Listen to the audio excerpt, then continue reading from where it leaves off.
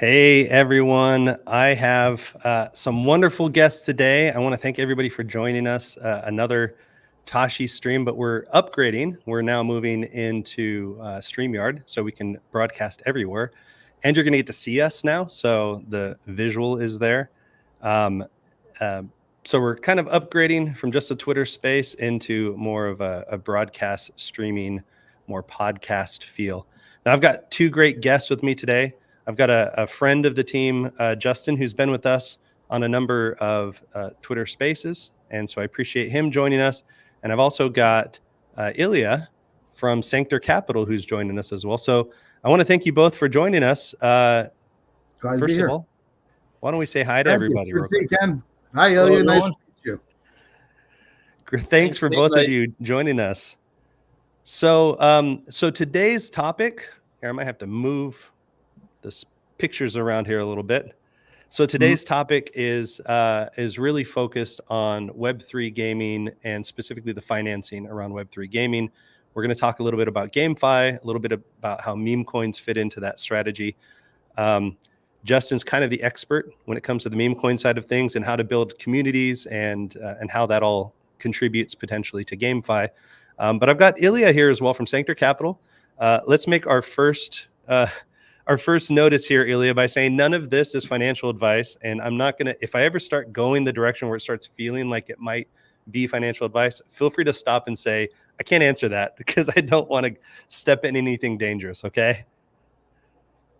But we're going to go ahead and start with Ilya.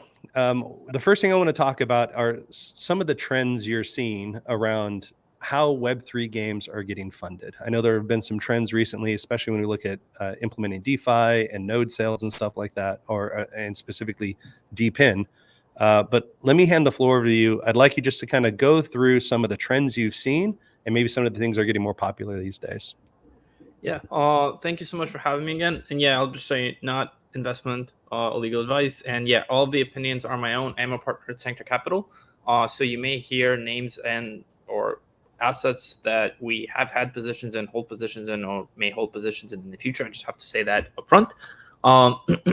As far as things we have seen, I think it's important to say that kind of the overall gaming industry has started to feel a little bit better. I think the past few months, we've finally seen that kind of terrible wave of layoffs that have been kind of hanging over the industry for about a year and a half has maybe started to subside a little bit.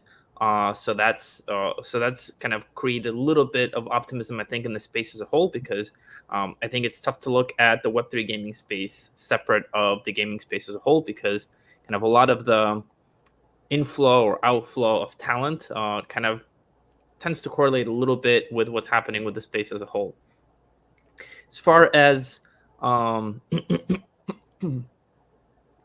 funding, I mean, you still have kind of your traditional VC routes, and we have kind of a number of big gaming funds that have made their name as traditional funds that have had a very large presence in the Web3 gaming space. Some of them have raised new funds that have continued to deploy, right? Bitcraft comes to mind, A16Z comes to mind. So there's capital out there on the VC side, on the private side, that has continued to deploy. I think just today, the cartridge round was announced. I mean, it's obvious that when something gets completed and when something gets announced may not be entirely day for day, but you do see that we still have major kind of early stage deals that are happening in the Web3 space. I think one thing that has happened is kind of the shift of attention between ecosystems. I think that for about a year and a half, we had kind of an understanding of who was the top dogs within the gaming space, and now there's kind of a change in attention, and I think a lot of that was captured by Telegram right now. And I think those rounds and the kind of the financing around that ecosystem tends to be somewhat different, partially because the the rate of user acquisition around some of these, and a lot of these are idle clickers, is very different from what you see in the kind of the more kind of expected Web3 gaming space, right? You don't tend to expect 2 to 3 year development cycles. People put out these apps within a matter of weeks, and they're able to quite quickly obtain traffic. It used to be much cheaper traffic. Nowadays, the traffic cost has gone up. The focus there is, get traffic and try to angle, towards, a lot of these are trying to angle towards some form of a listing. So that's been one thing. You mentioned the presence of node sales. There's been a number of successful node sales that have had connections to the gaming space. There's been a number of kind of infrastructure. Mostly, this is relevant for infrastructure teams. But as with everything in crypto, there's always a danger of oversaturation, right? Because a lot of this infrastructure is coming online prior to there being a significant amount of demand for it, right? A lot of this is based around compute, storage, sort of data markets. And when that does happen, kind of, initially you see kind of a wave of excitement, and you can see pretty spectacular rounds and pretty spectacular valuations. But then the realization comes that, well, adoption is still maybe a little bit ways off. And so the teams that kind of catch on after the fact may have kind of a little bit of a harder time with this process. So walk me through that real quick. What do you mean by they might have a more difficult time with that process? Is it just the excitement around it is not as great? Well, the excitement around it is not as new. Let me put it this way: it's not as new anymore, and also there is a little bit more data now to benchmark. Right? If you're first, then kind of there's an ocean of possibility.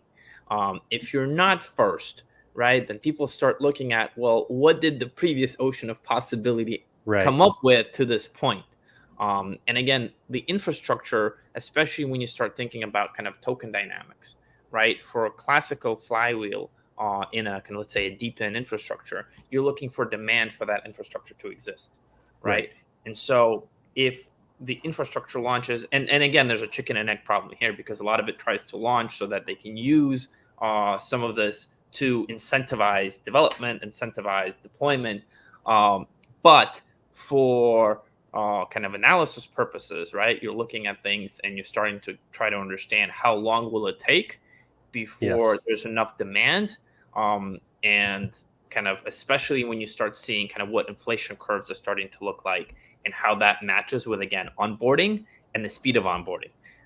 So it's, when people are able to put numbers down to paper, things become a little bit harder in the Web3 space. Don't mean to make it sound like there's a lot of speculation, but at the same time, there is quite a bit of speculation. And so for early stage teams, it's a little bit harder to kind of play with imaginations of people when there's somebody who's already come ahead and is facing their first challenges. Are there any projects that come to mind? I don't want you to put any project on blast here, obviously, because there's always potential partner relations that have to be managed. But is there anybody in particular, any project in particular that stands out as somebody who either did it right or got there at the right time, where you can think of it as a successful? And we'll focus real quick specifically on the node sales, because we're talking about infrastructure right now, and maybe the challenge of like generating real utility value and what that time frame looks like. Is there anybody that you would say has done it ideally so far? I think ideally is not a term that can be used in the Web3 space as of right now, right? I think within our portfolio, we were heavy supporters of Aether, and I think they had a very prominent, well-known node sale. I think one of the things that got us excited when we decided to back them in one of their rounds was their initial focus on gaming and their understanding of how to onboard game demand from I'm still not allowed, I think, to say the names of studios and things like that, but they understand traditional gaming, they understand distributed tech, they understand compute, and they understood how to use this tech to solve a real need for real studios. And so we understood initially where at least part of the demand for this compute was going to be coming from. Yes, they have now expanded to the bigger narratives in terms of kind of AI, and kind of AI, subdivides into very different narratives, but they anchored themselves in real understandable demand. And so that was kind of a big part for us. And I think this was, I don't want to speak for other people, but I think, they had I would call it a successful node sale. And I think in good part of it was because they try to anchor themselves in an understandable, tangible narrative.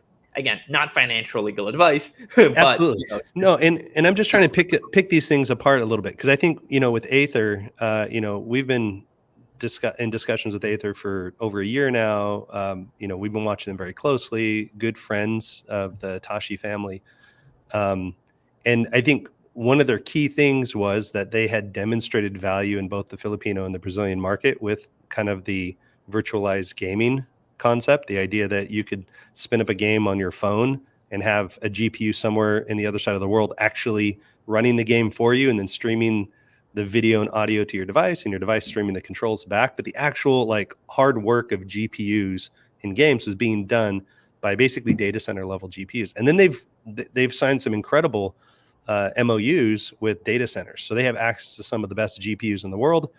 And so for them, it was like, okay, we've already established that we've got resources. We've already established that we can run our games with those resources. And so they kind of created a little bit of attraction already before they launched their node sale. And then their node sale, they call them checkers. It's kind of like your validators, but they've got their checker nodes. That's what they ran their node sale around, was around their checkers, which is basically, did that GPU do the job it was supposed to do, and were they available? So first of all, were they available? And secondly, did it do the job it's supposed to do? And the checkers do those types of checks. And so I see they had, first of all, some traction. Now you can make the argument that data centers still are kind of centralized, but the idea that they've kind of consolidated multiple data centers, I don't think that and correct me if I'm wrong, but I don't think that they've launched resource nodes, or what they call container nodes, outside of their data center contracts, because they're very focused on these high-end GPUs.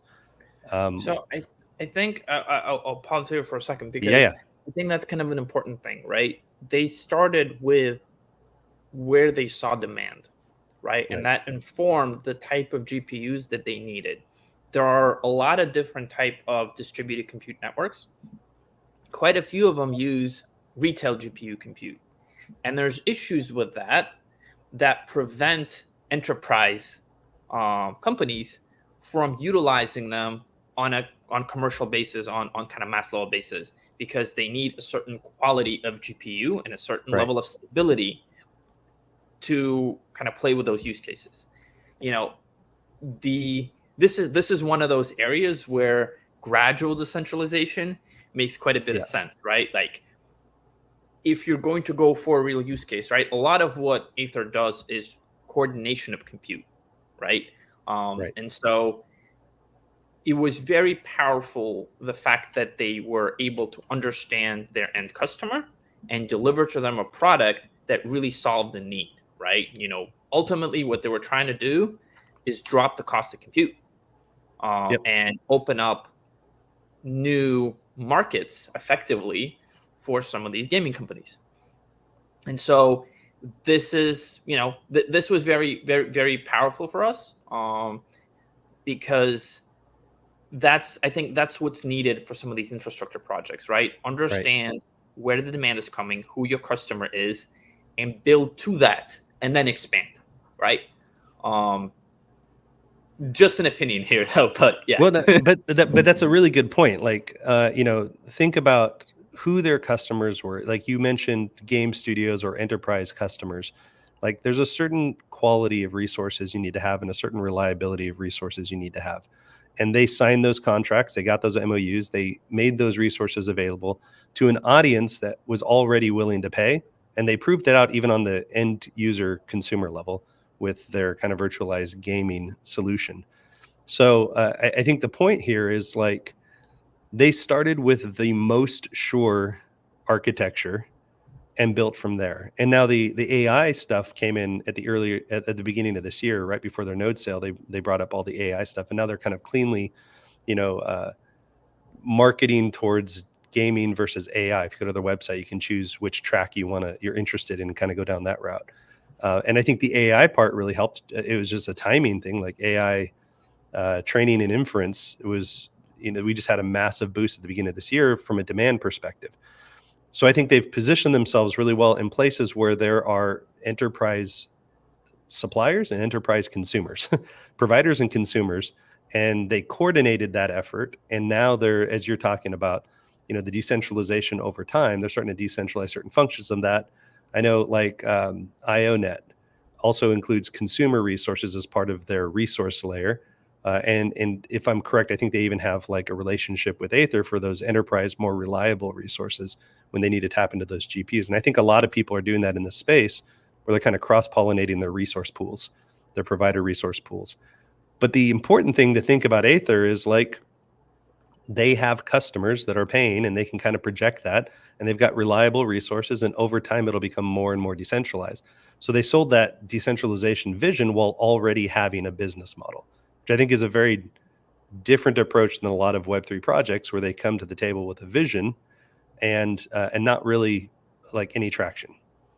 I know even for Tashi, for example, like we built an incredible consensus engine. We've already went after the Web2 audience, and the Web2 audience loved it. As a matter of fact, some of the top Web2 game studios we talked to were saying, we love what you're doing, but go de-risk it for us. And we thought, well, perfect. The best place to de-risk that is in the Web3 space, because that's where, people are going to get experimental with their game development and stuff. And we've got some great traction happening. We've got some MOUs signed for game studios to start building on it. And I think, part of our strategy is also partnering with these companies like Aether and IONET in a way where we have guaranteed resources to meet the needs of our DePIN layer that is reliable. But we're also very quickly going to be moving into the more decentralized strategy. So we're more of a technology play. They're working more of a coordination play. We're doing a little bit of coordination with a whole lot of new technology. But we need to bootstrap that, right? We need to be able to have traction. We need to demonstrate traction and value very quickly, or else people get less interested in what we're building, right? The funding may not be as successful because we didn't demonstrate that kind of traction. And that's kind of where we are right now, is that traction building, the demonstrating the product market fit stage of our company. And so we're in a little bit different position than Aether was. Ours is very much a deep tech play. We invented a whole new protocol for consensus, which is going to absolutely change and revolutionize how multiplayer gaming works.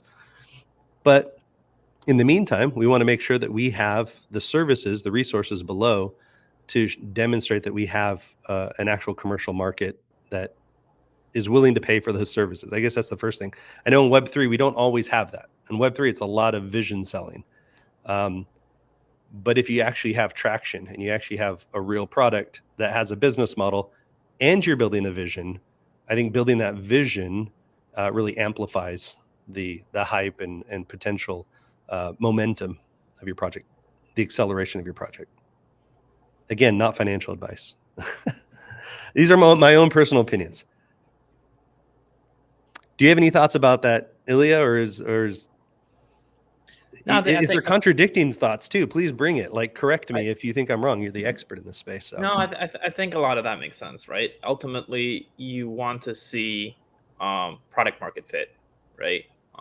And it's the closer you get to product market fit, the easier it is to have confidence, right? Because what you're looking for is confidence in the team, and you're looking for confidence in that this is a real solution for a real problem, right? Right. There's a long track record of solutions in search of problems in Web3, right? And so, you always want to see that there is a product market fit, and the market for which you're solving this problem is big enough and meaningful enough, right? That this is a big enough problem to kind of endeavor on this kind of massive engineering effort for, right? Right. And so, I think a lot of what you said makes sense. It's just, it comes down to, can you validate your hypothesis, right? Can you say, here's the market, here's what it needs. Can you show that the market actually needs what you think it needs? And that's, a lot of that comes down to it. Yeah, and I think for us it was a little bit backwards, right? We went to the Web2 market first, and we were like, do you guys need this? And everybody's like, we love it, we need it, give it to us now, but we're not going to risk our entire company over a new technology, over a novel technology. So go out and prove it to us that it's useful. And in that process, we discovered that, like, not only are we building a multiplayer consensus-based engine, we need to build into a DPIN architecture in order to support a reliable and highly available multiplayer ecosystem. So our whole thing was like, DPIN becomes you can think of it as the cloud-based services that are currently provided by the likes of LootLocker and Beamable and ExcelByte and PlayFab. And it's like, how do we take those services that are reliable and create redundancy and fault tolerance and move those into a decentralized structure? And I think we have these discussions with those guys all the time. We have a good relationship with Beamable, and we have those discussions all the time as well. But our fundamental ethos, we kind of call it like our own Hippocratic oath, which is add no friction. And we look at the Web 2 side and we go, what is the Web 2 side doing already? And how do we improve that with Web 3 technology without adding friction? And that's been the premise of our entire company. That's why the multiplayer strategy played out the way that it did. I think an important thing that you mentioned, though, was, the big companies, they don't want to take additional risk, right? And I think, again, if you take this in the context of the broader gaming space, right? The broader gaming space have had a tough time the last 2 years. We've seen quite a bit of consolidation. We've seen quite a few layoffs. We've seen margins, come under pressure, costs rise. So it's been a tough time. The big studios don't want to take additional risk. They want to reduce kind of the surface area of risk as much as they can. And so the question becomes, what is it that you're offering in terms of the benefit for somebody to take the risk, right? Because I wouldn't say inherently that it's easier for an indie studio to take that risk, because at least on a big studio side, right, you can isolate it to a franchise, to a single title within this franchise, and kind of minimize the impact. With an indie studio, a lot of the times, if your title 1, 2, whatever, it doesn't succeed, there may not be another attempt. And so the risk there is rather great. And so the question becomes, what do you offer that team in terms of a competitive advantage that risk becomes appealing to them? Mm-hmm. Yeah, and absolutely, I agree with that 100%. I mean, we had to evaluate what our value was to each of our key stakeholders, right? So we have publishers and studios, we have game developers specifically, and we have end user consumers or game players. And we had to think about, like, what is the value proposition? I think one of the biggest value propositions is, to your point, when we're talking to these big studios and they're saying, 40% of our revenue goes right out to network egress. And we're like, hey, we can solve the vast majority of network egress by just moving the servers away from cloud onto player machines and having strictly peer-to-peer multiplayer. So there's a huge chunk of expense that disappears. When you got 40% of your revenue going towards network egress, and we can reduce that by 60 to 80%, that's a massive chunk of money coming back into the company. At the same time, maybe to your point, is like, they're not going to take that risk with this, multi-$100 million IP, right? They're not going to say, we're going to now move over to this new technology until they've seen it play out in a few different places. I would argue, though, that on the indie developer or the individual developer, the small studio side, especially in the Web3 space, I mean, these guys are already taking a chance on blockchain. They're already taking a chance on fully on-chain gaming. And when I talk to a lot of them, they're like, oh, wait a second, this actually solves some of my multiplayer problems. And they're willing to engage with us in a way that they don't have the revenue to lose yet. And that's a good place to be for us, is working with a lot of those studios that are just discovering their product market fit, that are just discovering their architecture. I had a call yesterday with a project that is built in Unity, and they kind of, this was a passion project for them. They have a scrappy team of 4 people. But they kind of taught themselves Unity to build this game. And here I'm stepping in and going, well, I can actually help you with that, because I understand the Unity archetypes and the architectures of the games. We can kind of revise that, reduce a lot of your net code risk, reduce a lot of your multiplayer risk, and potentially reduce your costs when it comes to network egress. And immediately they said, okay, this sounds good to me. My challenge is I got to find like 10,000 of those. And so the interesting thing there becomes is that for indie teams, because they don't have the luxury of being able to play with the big numbers, like if you're able to extend their runway a significant amount, or free up capital to go into user acquisition, that could be a very meaningful thing for them. Whereas for bigger studios, I feel like sometimes because you have the luxury of big numbers, you can kind of push certain innovations off and kind of rely on existing systems, because, well, don't fix it if it's not broken, and you don't realize that it's broken until it's really, really broken. Right. And so, in a lot of ways that that kind of pushes indie to innovate faster, because they have to in order to survive. But I think we are also seeing that, you start seeing the studios kind of aggregate around certain platforms, right? And that kind of allows for certain, I would say, maybe even network effects, right? Like, because ultimately for studios, one of the number one kind of things they're thinking about is distribution, right? They're going to go where distribution is, right? And so if you can be there where in those distribution points, right? Like, right now, if you're, a solo developer or a small studio in traditional gaming, especially if you're looking at casual games, you're probably in one way, shape, or form have at least considered Roblox, right? And so, you start seeing these platforms that are providing, a certain level of distribution, a certain level of tooling for these indie studios, and you're no longer necessarily in a position where you have to chase these separate, faraway entities that are kind of hiding away in different regions and are hard to find until they've hit escape velocity. It's funny you mentioned that, because I know Minecraft and Roblox are the 2 that have been on our radar, because I think those are 2 projects we can plug into pretty readily with a multiplayer model that doesn't require a lot of partner coordination. Something you can kind of do that as an independent developer, as plug into those network layers. So it's actually funny you mentioned that, because that's been on our roadmap of attacking those 2 games in particular because of their community plugging ecosystem.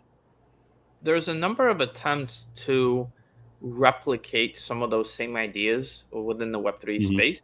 Some of them started out as kind of Web2 infrastructure plays and kind of migrated into Web3. Some of them have sort of migrated back out into Web2. But there is a number of these infrastructure plays that are looking to kind of allow for creator-based economies, right? And so we may start to see more of these platforms of kind of various types, because I think both Fortnite and Roblox satisfy a particular need, but they do not cover kind of the gaming specter as a whole. And so there's opportunity for more of these platforms. The challenge is how long it takes to build something up like this and how much capital it requires. But I think we're going to continue to see more attempts. Well, yeah, I totally agree with that. And maybe offline we can talk a little bit more about the Tashi strategy. I know we've been in connection for a little while already. And I know you're keeping an eye on where we're going, and you've been very helpful in giving us your thoughts, and that it's been very useful for us. And as we go through kind of this process, like we're preparing for a node sale ourselves because of the DPIN strategy that we have. We have some interesting thoughts about how to use tokens in that beyond the actual node sale and use them more for rewards and community building. And that's kind of why I brought Justin on, and I'd love to get Justin to jump in and give his thoughts as well. I know you've been sitting here very patient. I appreciate it so much. Okay, man. But I know one of the things we've been looking at in particular, and Ilya, I'd love to get your feedback on the impacts of tokens and meme coins on GameFi. Again, I get this is your opinion, so I don't want you to like step in anything that is potentially difficult for you on the other side of this. But something we're looking at right now is how to use NFTs, specifically artistic NFTs, as almost like community building and achievement rewarding mechanisms during the fundraise to recognize people for certain activities, maybe even create a collectibles mechanism into it. And Justin, I know you're involved with a lot of projects. Yeah. Well, of course, Lambo. I'm one of the co-founders of Lambo, hence the whimsical cartoon character over that shoulder. Right. Yeah, I guess the right arm. I was sure I was going to get that wrong. I'm also a writer and producer for Benzinga and for Hacker Noon. I've actually been writing about the GameFi space since 2017, and I'm on the development team for a PC-based MMO called Ship of Heroes. So great to meet you guys. My question for Ilya would be, how do you see the capital investment trending right now? At the beginning of the year, GameFi was still looking pretty strong. It seems to be a good year for GameFi, DPIN, RWAs, and memes. That would be my take on it from a news cycle point of view. But GameFi has had to now compete with AI. It has to compete with the clamor coming in for memes. Is the capital investment there? And how often do you think we're bringing in some of these independent projects specifically because they're looking for an angle to raise funds versus necessarily they're coming in with a game that just inherently needs to be on blockchain?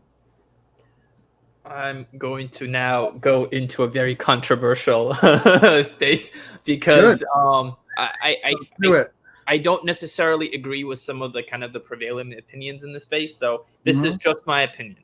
But me personally, I don't like the term GameFi. I think the term GameFi is a very kind of exemplifies a very particular thing.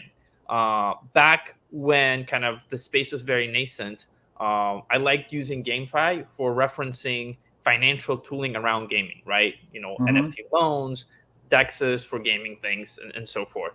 That has shifted to saying, play to earn, play to own, play to do whatever. I think the core of the challenge around that isn't, depending on where we are in the cycle, you're going to see people, hail play to whatever. And if we're in an off point in the cycle, people are going to say it's dead. But I think ultimately we're kind of ignoring the issue of why these things happen, right? I'll give you kind of a parallel example, if you will, right? Axie Infinity, went up to, I think, 2 million users at one point. People were easily earning, like $1,000 a month in emerging markets. And things were rather good. Then the token kind of bloated a little bit and the gamers disappeared.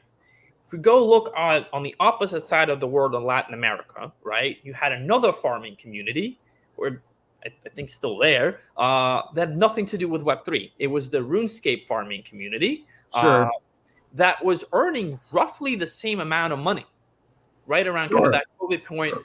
World of Warcraft gold is pretty much the predecessor of Bitcoin. Brock Pierce was mining it in China before he ever took a position in Bitcoin. Well, I don't know if you could call it a predecessor to Bitcoin, but the gaming space has had quite a few different attempts at, let's say digital currency. But the reason I bring up RuneScape is that in RuneScape, there was organic demand for this gold. It wasn't being mined because you were speculating on where things would go. There were players on the other side that actually needed it. Now, the farmers faced a lot of criticism because of what they did to the internal game economics and so forth. But regardless of that, there were actual gamers on the other side that needed this to do something they wanted to do in game. And I think this is the crux of the matter that we're really trying to avoid. The issue with play to earn isn't play to earn, right? Like, it proved itself to be a very powerful, very successful user acquisition mechanic. The issue has become retention rate, right? If you don't have a significant retention rate, if you don't have usage and demand for a lot of these assets, it really doesn't kind of, it's a matter of time, right? And so, we have started to see this, cycle over cycle. It's not, popular to talk about it, I think, still, but that has come to mind for, I think, a lot of people who are kind of deploying capital, right? Where is the demand? Where are the gamers going to come from? And I think this is why you're seeing so much excitement around Telegram, because clicker games. Well, it's more than clicker games, right? Because the clicker part of it is you can almost say a gimmick, right? Although you see how, some of the games, like even if let's say Hamster Combat, for instance, right? Like, you've seen how it's evolved effectively into a distribution platform. They started out with one simple game that they've published on their platform. There's now several that they've released, I think, today. The point being is that you can funnel an incredible amount of users really quickly and then transfer them over to different games. There are people who are using this app on a daily basis. You can see that if you start deepening the mechanics, that theoretically you create organic demand for certain assets. This is something that has been extremely challenging in a lot of the kind of the Web3 games in the rest of the space. Well, we have yet to release any breakout games, if I'm being honest. The fact that that which is Web3 games have been temporarily staggered by Hamster Combat. That's look at the mechanics behind it. It's obvious. It's a game worked into a marketing position, basically. Like obviously that's not a game that's going to retain people long term. But we put so much capital investment into the space. Where are the games that are going to help create the demand? Don't in some ways we have the same problem in Web3 that a console has. When you've got a great console, but you don't necessarily have games supporting it that are awesome. That is the VR problem right now. That is the VR problem right now. There's two things that I think are at issue though here. One, the Web3 space has conditioned people to very short iteration cycles and very kind of low patience, right? If you think about the previous DeFi cycles, right, people would iterate over, a 3-month period. Sure. Release a product, iterate, release the next version, right? Gaming doesn't work that way, really, even in a casual setting, right? Like, if you start talking about mid-core, hardcore games, the development cycles are much longer. So what we're starting to see now is that if you think about it, a lot of the games, a lot of the premium titles are releasing, they're effectively, open alphas. Some of them are, maybe betas, right? If you think about what it would mean in a traditional gaming space, right? And the expectations that they're facing are, well, are you ready to take on Call of Duty, right? A franchise that spent decades kind of building and iterating, right? If you think about, some of these teams that, are invoking the name of some of the greats, right? Like, think about how much actual money and time is going into GTA 6 right now, for instance, right? If you compare it to the titles that, are in Web3, the money's minuscule and the time is minuscule, right? The premium titles in Web3 right now, because of, this is a hyper early stage, are much better to compare to indie titles and AA titles that are in a traditional gaming space. But we are creating very unrealistic expectations, and we're not really helping ourselves with the way we're doing distribution, right? We're, if you think about some of the kind of tradition, like I don't know if you were at GDC, for instance, right? Like, one of the things that really that's stuck out to me at GDC is that the Web3 teams were like right in the middle of everything, right? And I remember an interaction where somebody saw me, wanted to talk to me, then saw crypto on my badge and was like, nope. And the thing to me is that like arm length away was, and I'm going to name any names, but arm length away was a booth, like a Web3 infra booth. And to me, the thing is that these are the points where, I would like to see the representatives of our space step in and at least do some customer development. Like, why do you hate us so much? Because my conversations at GDC reveal that a lot of the traditional game dev teams are just living in the past. They have no idea of what's currently capable. They have no idea of kind of the type of mechanics that are possible. And we're not translating them to them. So the way they're learning about our space is they're reading the media cycles and they're like, okay, token up, token down. People came in, they either made some money or lost some money. It's very hard to have an expansion especially within engineering circles, if those conversations aren't being had. So this was a very long way of saying that like the issue with GameFi isn't necessarily with kind of the GameFi mechanics. It's with a lot of the surrounding things around how we are distributing and how we're building out retention cycles.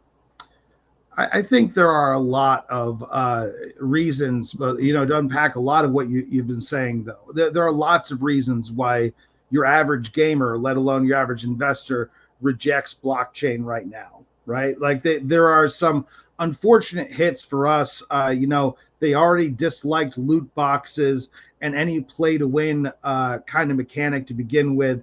And so when you talk to them about NFTs or you talk to them about earning mechanisms, they feel that you're just doing another play to win. And they've already been preyed on cynically enough by the AAA development houses like EA, for example, which is marvelous at separating you from your money. And already habitually does.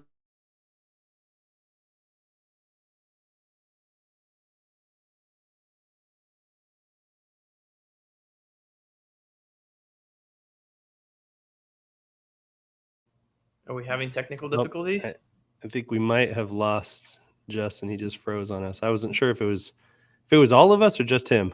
Yes, I had the same. Same okay, I was like, oh, is there anybody else moving? Well, he'll jump back in here in a sec, but I get some of his points as well. I think about, again, this is a friction discussion. I think a lot of people look at loot boxes being predatory. I think people look at Web3 as being predatory, thanks to the summer of ICOs back in 2017. And especially, I get the same response, by the way, Ilya, when I talk to Web2 game developers and they go, okay, what are you building? And I say, I'm building this peer-to-peer multiplayer gaming engine. And I tried my hardest not to mention blockchain or consensus or Web3 initially. And now kind of the message is like, okay, how do we actually take this technology that's been kind of incubating for the last 15 years? How do we take this technology and actually add value to the Web2 guys?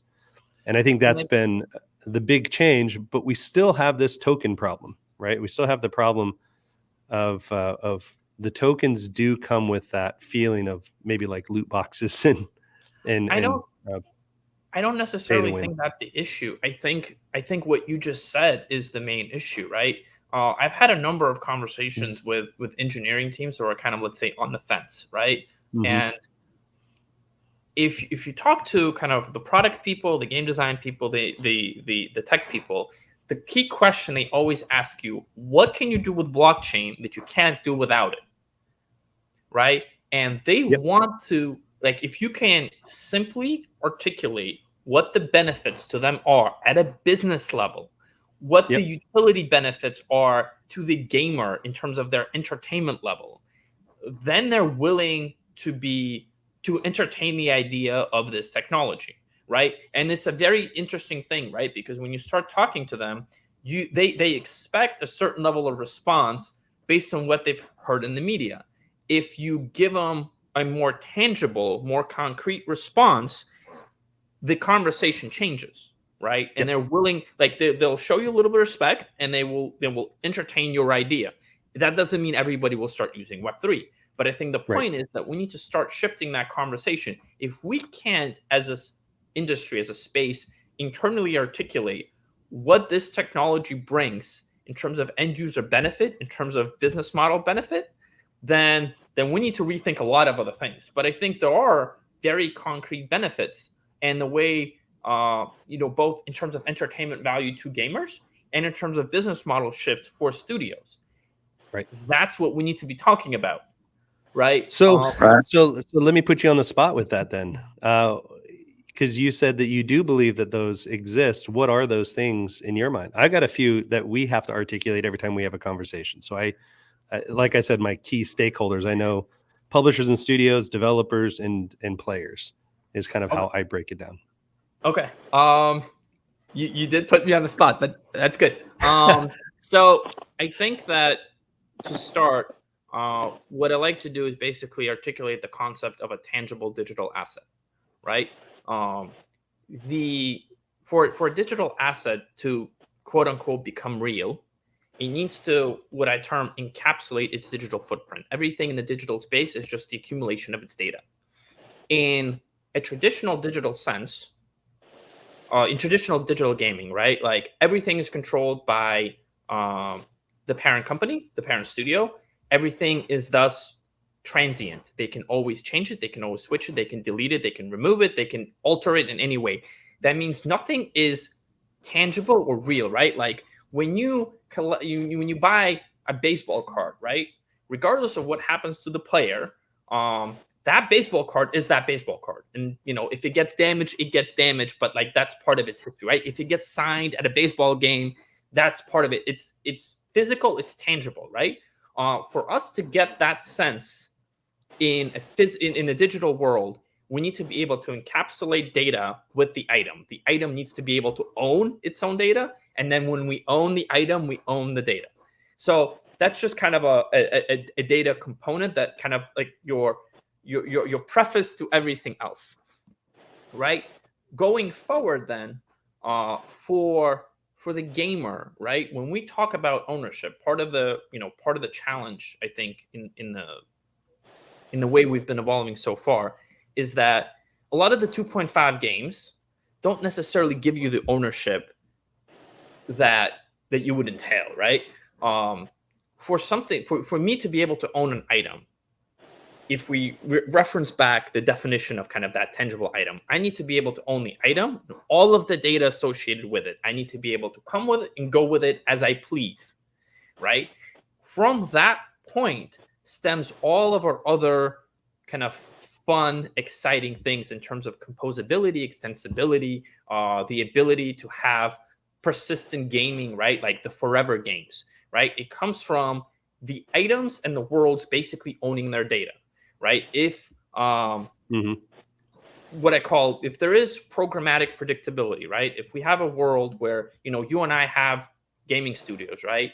And, you have a world and I understand where you store all of your data, it's completely open and transparent to me, and we both understand how that data is updated, then we can start talking about using items in both our games. Because what I'm no longer afraid of is you changing something that wrecks my game and vice versa, right? If we both understand how the data is going to get updated for this item, then we can start talking about the history being kind of following it from your game to my game, right? For the gamer, I'll give a very tangible, specific example of why this becomes fun, right? Because I've talked a lot about like kind of higher level tech.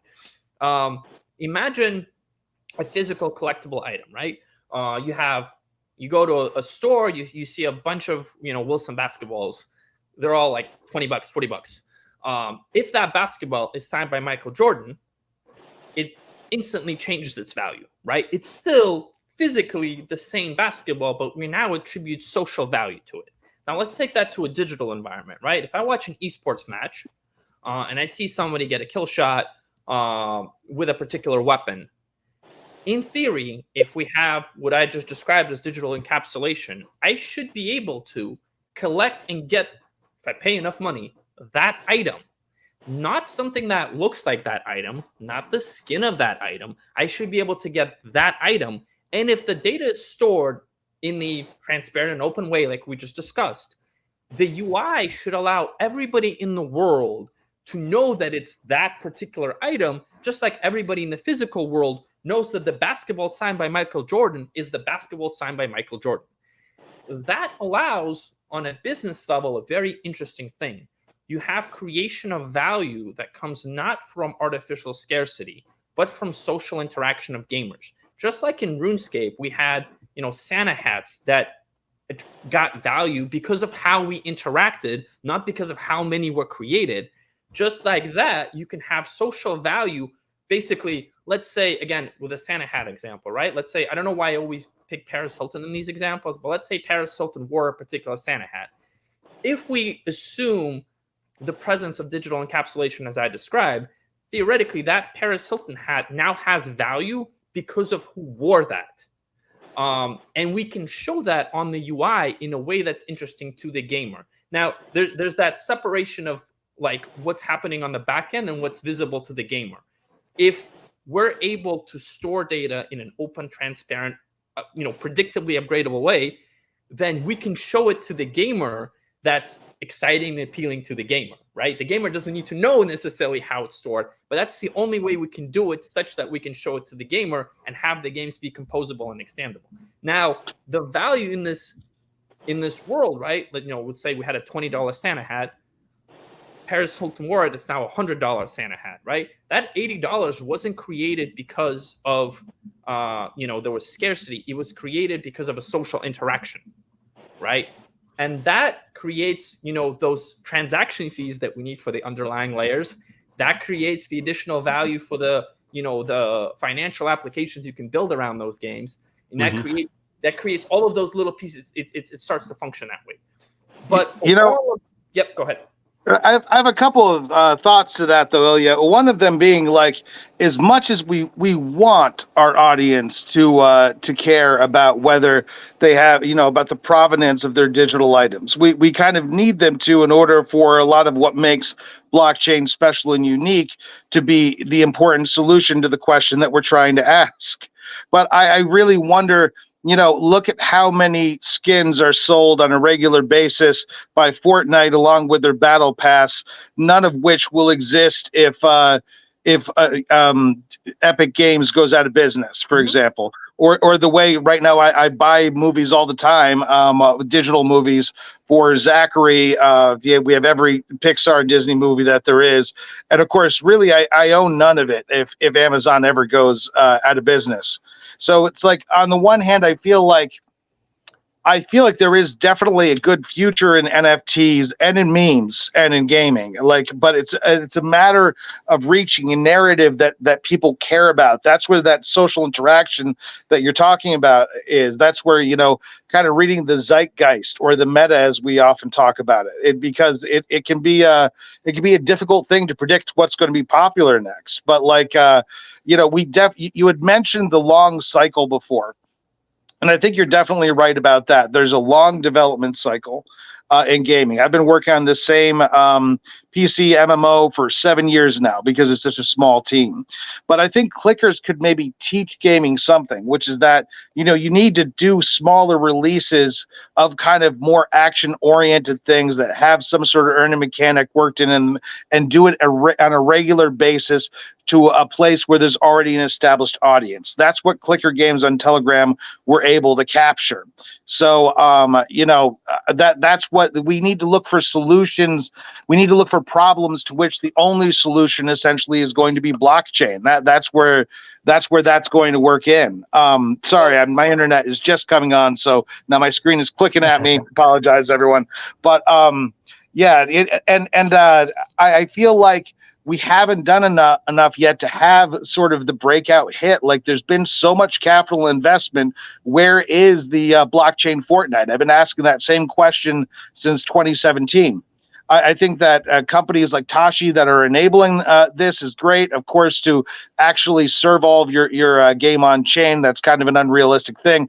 But and I understand your sensitivity about GameFi as a term because it is reductive in some ways.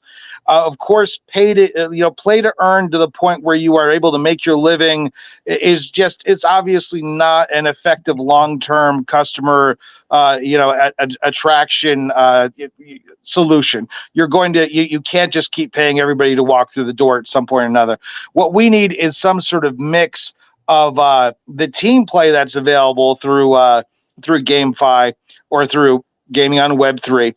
The fundraising that is available on Web3, which really it can't be overlooked as being one of the great innovations about blockchain. Boy, do we know how to fundraise. The game that we attempted to launch on Kickstarter, our Kickstarter fell flat on its ass. Like if I could have convinced the head of that project to make it Web3, we could have easily raised what we were looking to raise in that same year. That was like 2016, honestly. Like, I love GameFi. I love Web3 gaming. I feel like Web3 gaming and memes are on a similar page as, really, in my opinion, the two lead ambassadors that really matter to the rest of the world to onboard people into blockchain. That's why, Lambo's big on on-chain summer, helping to get the next a billion people on base. So we definitely are spiritually aligned in that way, and we're definitely aligned in terms of how we rely on the lifeblood of our audience essentially in order to remain relevant. But I feel like the Web3 game space itself needs to catch up a little bit with what people are actually looking for by looking at what they give us, like the explosion of those clicker games coming in and knocking more complicated games out of the box. Yeah, of course, people need to understand that even major houses, when they're doing major releases like Breath of the Wild, are working on it for like 9 years and have hundreds of developers working on it for like 9 years. Or like my own game, my own PC game, it's an MMO. A small team, been working on it for over 7 years, 2 years longer than we ever intended to, for that matter. So I understand the pain, but it seems like we need to be able to give people something short term that's actually going to help attract people to the space, so we can keep justifying, create revenue and justify all the capital investment that continues to pour into Web3. And I think that's a place where entrepreneurial communities like the Lambos community, because that's kind of essentially what they are. Meme coins are free floating brands. Meme coins are brands and communities, separate from product. Then in terms of and then looking for streams of revenue. I think that's the position that we find ourselves in. And there's definitely a place where we are aligned enough in intent that we could be helping each other, and we should be. Honestly, at this point, I don't know why every Web3 project doesn't have a meme coin behind it. Whether you're DPIN, RWAs, do the same thing that Condo's doing with their coin, for their RWA play, or that Chintai is doing also in RWAs with their checks token. And then there's a checks meme token around it. I want to see BNB do the same thing. I think that like meme coins are nothing more than like a living expression of what people are thinking about and interested in at that time. People constantly have opinions and like to vote with their investments. And I think that if we can combine this effectively with the gamification coming from the gaming area in Web3, we would be really powerful allies in terms of driving new people into the space. Yeah, and Ilya, we got 1 minute left, but I want to give you the last word on this because I can see that you've got some things to say here. So go for it. Close us out. I think there's a lot of really interesting points. I'd say two things. One, I think you brought up an interesting idea that, well, do people really want kind of these collectibles, the digital collectibles and whatnot? And we know from the kind of emergence of digital collectibles prior to blockchain, right? Like Topps was doing digital collectibles prior to blockchain, that people do care. It's a matter of, can you make this visible and tangible for the end user? The user, the gamer, cares about what's happening and what he can use on screen and in his universe, not what's happening on the blockchain. So there's a disconnect between what's happening on the tech side and what we're actualizing for the gamer. But that's a in a lot of ways, I think that's a UI problem. Sure. As far as kind of these gamifications, right? I think that the danger that I see is we have figured out how to bring in people into the space. And I think this is, again, where play to earn was pretty powerful, where the clickers have been pretty powerful, right? Like Hamster got to like 300 million users. I think the question is, how do we retain them? And I think that has been a bigger challenge, right? We have had multiple games hit multiple millions of users, right? Like NFL Rivals, I think, hit 2 million downloads. I think the question always becomes, Heroes of Mavia was also over 1 million, right? Like the question becomes, how do you retain? And that's about, oftentimes about deeper mechanics. There's obviously a place for hyper casual games, but if you look at the traditional gaming industry, right, the life expectancy of hyper casual games is a little bit shorter. Blockchain, by its very nature, almost demands a persistent layer, either in the form of a metagame or some form of kind of an overarching layer. And the hyper casual games still need to figure out their place in a persistent world. And I think when they do, I think we'll start seeing kind of those deeper mechanics out of them. But I do agree that, it's very important to give people something to play and something to enjoy in the moment, and not having them wait for ages. But I think there's gradients to that. Or entered game mechanics. I blipped out for a second there, so I'm not sure if I blipped out on screen. But what if you dig to the most bare level of what any meme project is? Essentially, we're a narrative, we're a brand, right?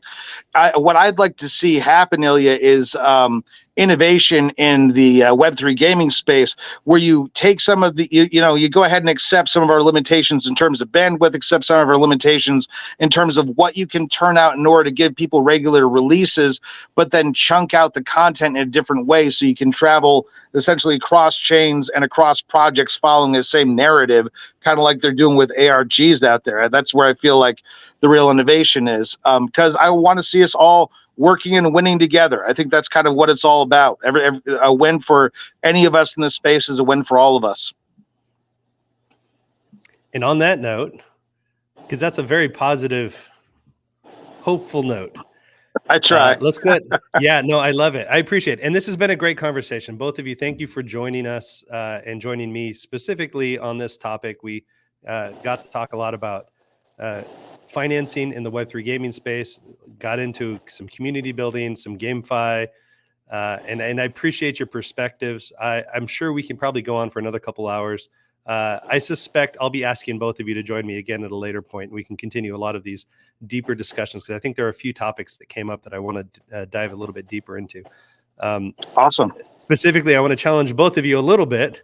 The play to earn mechanic, I want to challenge a little bit, and the value of that. And then Ilya, the portability of your assets. I want to challenge that a little bit as well. Separate conversations. That demand, but both of them are separate conversations. We'll have to plan those out here that come in the future. But again, thank you both for joining us. And anybody who's watching this, you can follow Justin. He's at Sensible. He's on Twitter, on X. On Twitter, yeah. Yep. And we spend a lot of time in there. Ilya, do you have a way that people can contact you if they wanted to? Telegram or X, Twitter. Twitter is it's just my name backwards. It's Abugov Ilya without a space. Perfect. You'll see a little cat on there. That's been my avatar for a long time. Or you can reach me on Telegram as well. I'm pretty easy to find. Thank you so much for having me. Yeah, thanks, you both Ken. It was good meeting you, Ilya. Thank you. Sorry, we're having a terrible thunderstorm apparently here in central Pennsylvania. Stay safe. Thank you for having me. Stay Thank dry. you, guys. All right, peace. Cheers. Thank you. Bye.